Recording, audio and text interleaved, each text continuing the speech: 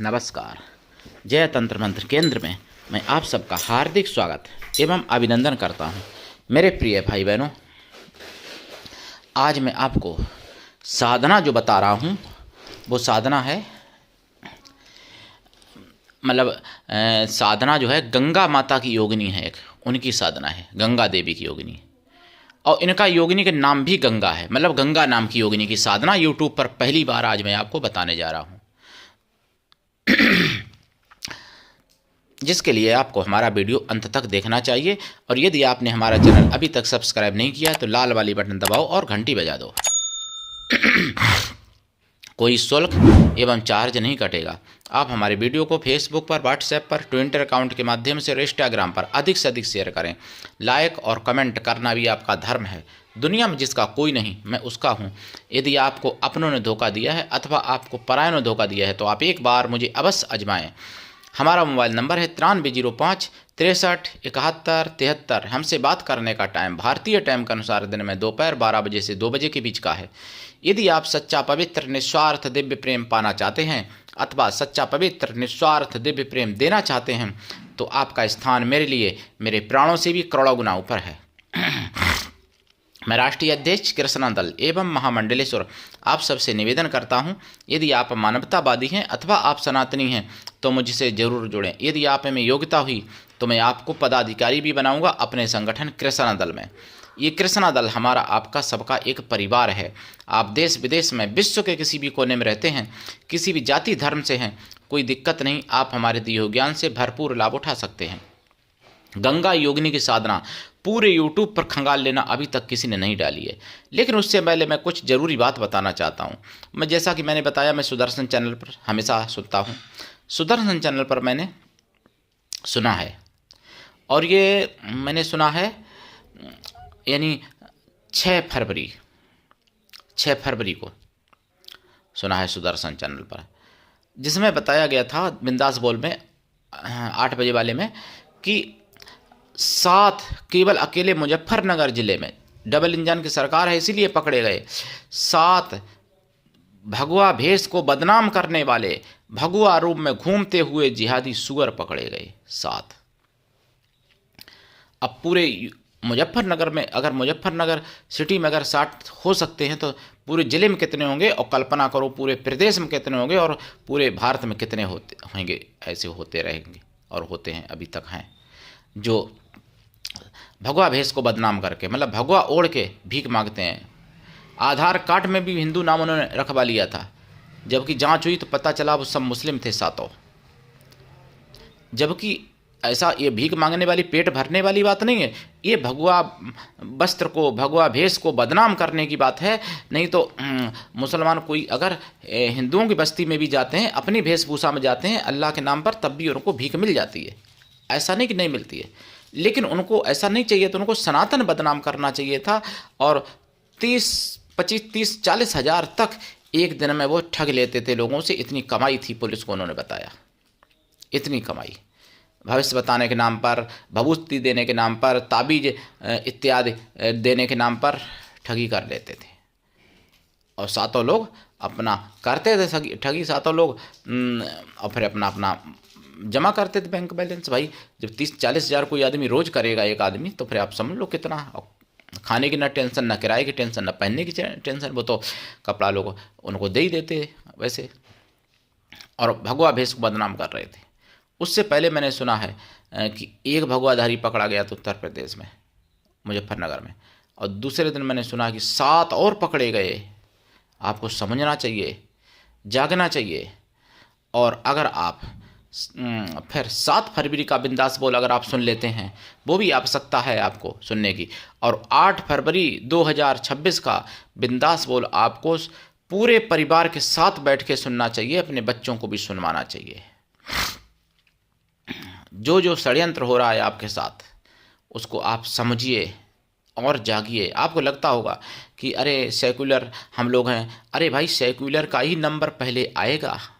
लड़ने वाले जो हैं, जिहाद से लड़ने वाले जो हिंदू हैं, धर्म युद्ध कर रहे हैं जो, उनका तो नंबर बाद में आएगा। लेकिन जो सेक्युलर हैं, उन्हीं की बहन बेटियां, पत्नियां जा रही हैं, और उन्हीं की पहले जाएंगी, और जा भी रही उन्हीं की, और वो ही मारे जा रहे हैं ज़्यादातर।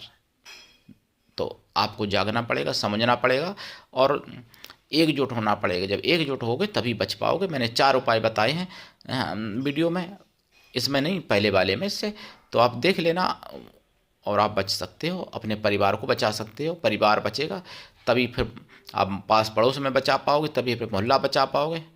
और देखिए, सनातन बचेगा तभी हिंदुस्तान बचेगा, हिंदुस्तान बचेगा तभी हिंदू बचेगा, जब हिंदू बचेगा तभी आप बचोगे। नहीं तो अफगानिस्तान में क्या हिंदू हैं, और तभी लोकतंत्र बचेगा। जो लोकतंत्र और संविधान की दुहाई देते रहते ना विपक्षी लोग, लेकिन ये पूछो क्या अफगानिस्तान में लोकतंत्र है, कितना है? क्या ईरान में लोकतंत्र है? क्या बांग्लादेश में लोकतंत्र है? बांग्लादेश, ईरान जो कभी पेरिस था, अफगानिस्तान जो कभी भारत का ही अंग था, गांधार देश कहा जाता था, तो वहाँ भी हिंदू आपकी तरह थे, आपकी तरह सक्रिय थे, आपकी तरह पूजा पाठी वाले थे। लेकिन बस उनको ये सिखाया गया कि कोई भी आए शरणार्थी उनकी मदद करो और अहिंसा करेंगे, हिंसा नहीं करेंगे। मैं आपसे पूछता हूँ, आप के पास पैसा बहुत है, आपके पास कोठी भी बहुत है, लेकिन आपका बच्चा लड़ाई नहीं करेगा बड़े होके, जो भी मान लो 5 साल का, उसको आप सिखाते ही हो कि कहीं किसी से लड़ना झगड़ना नहीं, वो लड़ाई नहीं करेगा। फिर आप बताओ, आपके बच्चे के पीछे जिहादी छुरा लेकर के जब दौड़ेगा, तो आपका बच्चा अपनी रक्षा करने के लिए, अपने को बचने के लिए कितना किलोमीटर तक दौड़ सकता है? सोचो, ये प्रश्न है मेरा। अगर मान लो आपके बच्चे के पीछे छुराधारी कोई कसाई आ जाए उसको पेट फाड़ने के लिए, मारने के लिए, तो आपका बच्चा भाई लड़ाई नहीं करेगा तो भागेगा ही, तो कितने किलोमीटर तक भाग सकता है? मैं लड़ने झगड़ने की कोई बात ही नहीं कह रहा हूँ कि आप लड़ो झगड़ो, आप इस प्रश्न को समझो, कितने किलोमीटर तक दौड़ लगा सकता है बच्चा आपका बचने के लिए?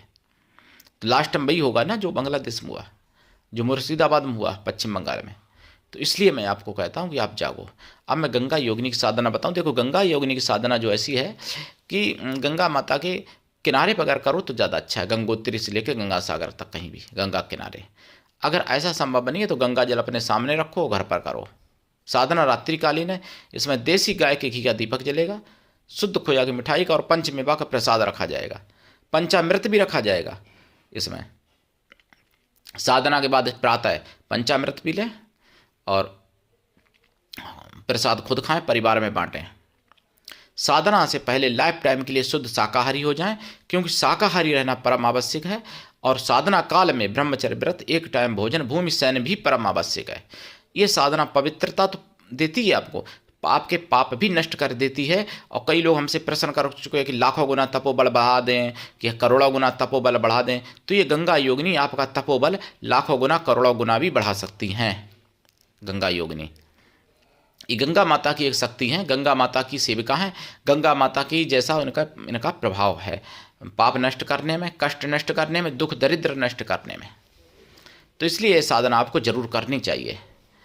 दीक्षा लेके साधना करें, बिना दीक्षा के कभी साधना ना करें, क्योंकि बिना दीक्षा के कभी कोई साधना सफल नहीं होती। लेकिन गुरु भी ऐसा हो, शिष्य से कुछ भी ना ले, लेकिन शिष्य भी ऐसा हो गुरु को सब कुछ दे, गुरु पर पूर्ण विश्वास करे, गुरु के लिए समर्पित रहे।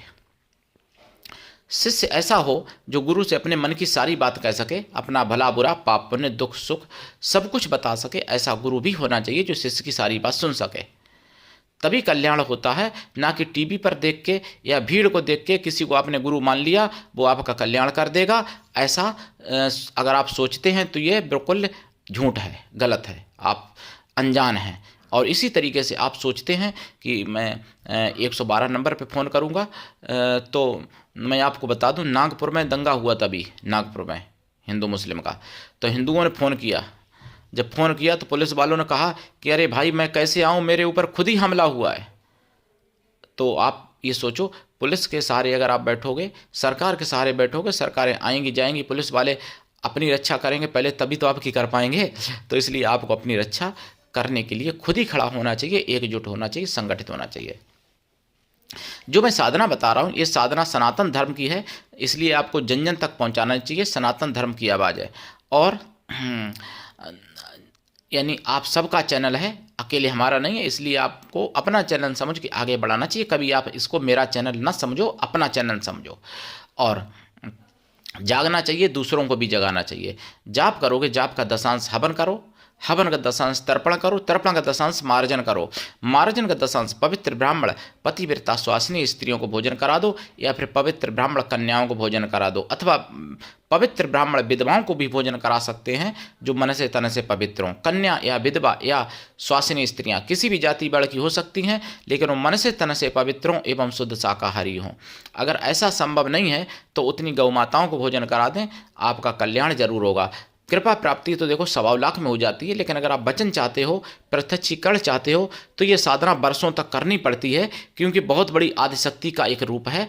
इसलिए इनको हल्के में नहीं समझना चाहिए, इनको केवल माता रूप में सिद्ध करना चाहिए, और गंदी संदी बातों को भी सपने में भी नहीं सोचना, नहीं तो फिर पतन हो जाएगा, कोई रास्ता और नहीं बचेगा। इसलिए और जितनी पवित्रता आप रख सकते हो उतनी पवित्रता आप ज़्यादा से ज़्यादा रखने की कोशिश करो इस साधना में। भोजन रजस्वला स्त्री के हाथ का नहीं खाना चाहिए, ना बनाया हुआ, ना देखा हुआ, ना छुआ हुआ। पवित्र स्त्री हो तभी बनाए, या फिर आप स्वयं बना के खाओ भोजन साधना काल में, और साधना करिए। तो करिए साधना। आज के लिए इतना ही। और हाँ, मैं एक बात और बता दूं, लव जिहाद भी बहुत हो रही है। भोपाल में लव जिहाद हुई इतनी, ऐसे मान लो कि सैकड़ों लव जिहादें रोजाना हो रही हैं, ये समझ लो आप। लड़की हिंदू की होती है तो लड़का मुसलमान को होता है, मुसलमान लड़की को बनना पड़ता है। और अगर लड़की मुसलमान की है और लड़का हिंदू का है तो भी वो मुसलमान ही बनाती है भैया। इसलिए आपको बहुत ही सतर्कता पूर्वक रहना पड़ेगा और जागना पड़ेगा। धन्यवाद। जय श्री राम। हर हर महादेव। जय गंगा माता की।